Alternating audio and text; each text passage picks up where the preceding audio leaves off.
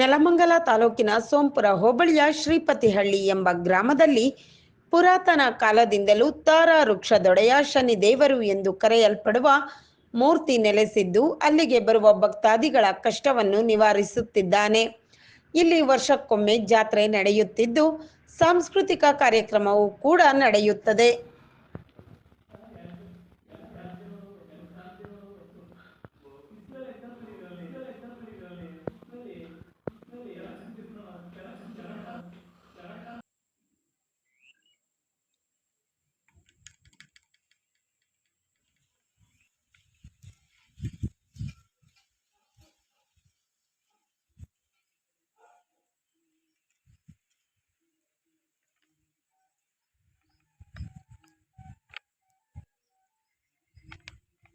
ಇಂದ 60 ವರ್ಷದಿಂದ ಇಲ್ಲಿ ತಾರೆ ಮರ ಇದೆ. ಇಲ್ಲಿ ತಾರೆ ಮರ ಇಲ್ಲಿ ಇರೋದೇ ಯಾರಿಗೂ ಗೊತ್ತಿರ್ಲಿಲ್ಲ. ಫುಲ್ ಎಲ್ಲ ಬೇಲಿ ಇತ್ತು. ಇಲ್ಲಿ ನಮ್ಮ ತಾತವ್ರಿಗೆ ಇನ್ನೊಂದು ಶನೇಶ್ವರ ಸ್ವಾಮಿ ಬಂದಿದ್ದು ತೋರಿಸಿದ್ದು, ಇಲ್ಲಿ ಪೂಜೆ ಮಾಡ್ಕೊಂಡ್ರೆ ನಿಮ್ಗೆಲ್ಲ ಕಷ್ಟ ಎಲ್ಲ ಹೋಗುತ್ತೆ ಅಂತ. ಅವತ್ತಿಂದ ಇವತ್ತಿನವರೆಗೂ ಇಲ್ಲಿ ಭಕ್ತಾದಿಗಳು ಈ ತಾರೆ ಮರ ಸುತ್ತಿ 3 ಪ್ರದಕ್ಷಿಣೆ ಹಾಕಿ ಹೋದ್ರೆ ಅವ್ರ ಕಷ್ಟ ಎಲ್ಲ ಈಡೇರುತ್ತೆ ಅಂತ ಬಂದು ನಮ್ಮ ಕೈಯಲ್ಲಿ ಹೇಳ್ತಿದ್ದಾರೆ. ಇಲ್ಲಿ ಏನು ವಿಶೇಷತೆ ಅಂದ್ರೆ ಇಲ್ಲಿ ಅದೇ ಸಂತಾನ ಇಲ್ದವ್ರಿಗೆಲ್ಲ ಮಕ್ಕಳು ಫಲ ಆಗುತ್ತೆ.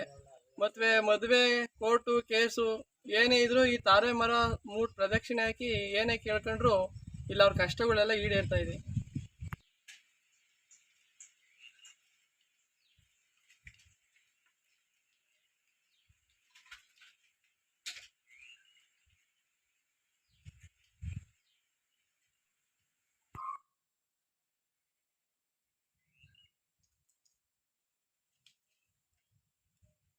ಎಲ್ರಿಗೂ ನಮಸ್ತೆ.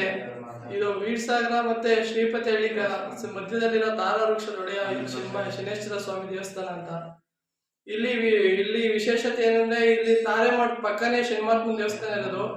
ಅದಾದ್ಮೇಲೆ ಇಲ್ಲಿ ಏನಂದ್ರೆ ಇಲ್ಲಿ ಬರೋ ಭಕ್ತಾದಿಗಳದ್ದು ಕಷ್ಟಗಳನ್ನೆಲ್ಲ ಶನೇಶ್ವರ ಸ್ವಾಮಿ ಈಡೇರಿಸ್ತಿದ್ದಾರೆ. ಮತ್ತೆ ಮಕ್ಳಿಲ್ದವ್ರು ಎಲ್ಲ ಬಂದು ಇಲ್ಲಿ ಪರಮಾತ್ಮ ಹತ್ರ ಕೇಳ್ಕೊಂಡು ಹೋದಾಗೆಲ್ಲ ಮಕ್ಕಳಾಗ್ತಿದೆ. ಮತ್ತೆ ಮದುವೆ ಆಗ್ತಿಲ್ದವ್ರಿಗೆಲ್ಲ ಬಂದು ಮದುವೆ ಆಗ್ತಿದೆ.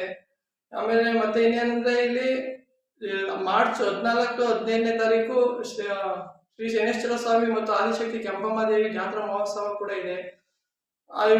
ಜಾತ್ರಾ ಮಹೋತ್ಸವದ ವಿಶೇಷತೆ ಏನಂದ್ರೆ ಶುಕ್ರವಾರ ಕೆಂಪಮ್ಮ ಅವರು ಈ ಸ್ವಾಮಿ ದೇವಸ್ಥಾನಕ್ಕೆ ಮುತ್ತಿನ ಪಲ್ಲಕ್ಕಿ, ವೀರಗಾಸೆ, ಕರಡಿ ವಜ್ರ ಸಮೇತ ಇಲ್ಲಿ ಬರ್ತಾರೆ.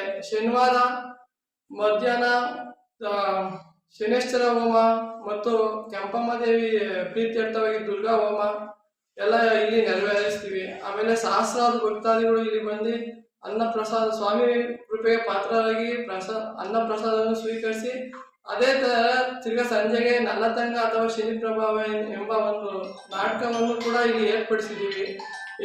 ಆಮೇಲೆ ಹೆಚ್ಚಿನ ಭಕ್ತಾದಿಗಳು ಬಂದು ಶ್ರೀ ಸ್ವಾಮಿಯ ಕೃಪೆಗೆ ಪಾತ್ರರಾಗಿ ತನುಮನ ಧನವನ್ನು ಅರ್ಪಿಸಿ ಶ್ರೀ ಸ್ವಾಮಿಯ ಕೃಪೆಗೆ ಪಾತ್ರರಾಗಬೇಕೆಂದು ಕೇಳಿಕೊಳ್ಳುತ್ತೇವೆ. ಬೆಂಗಳೂರಿಂದ ಬಂದಿರೋದು ನಾವು. ನಮ್ಮ ತಂದೆ ತಾಯಿಯವ್ರ ಜೊತೆಯಲ್ಲಿ ನಮ್ಗೆ 15 ವರ್ಷ ಇದ್ದಾಗ ನಾವು ಬಂದಿದ್ದು. ಈಗ 40ನೇ ವರ್ಷದಿಂದ ಬರ್ತಾ ಇದ್ದೀವಿ. ತುಂಬ ಈ ಕ್ಷೇತ್ರದ ಈಗ ಸತ್ಯ ಇದೆ. ಇಲ್ಲಿ ತಾರಾ ವೃಕ್ಷದಲ್ಲಿ ಸ್ವಾಮಿ ನೆಲೆಸಿದ್ದಾನೆ, ಶನೇಶ್ವರ ಸ್ವಾಮಿ ನೆಲೆಸಿದ್ದಾನೆ.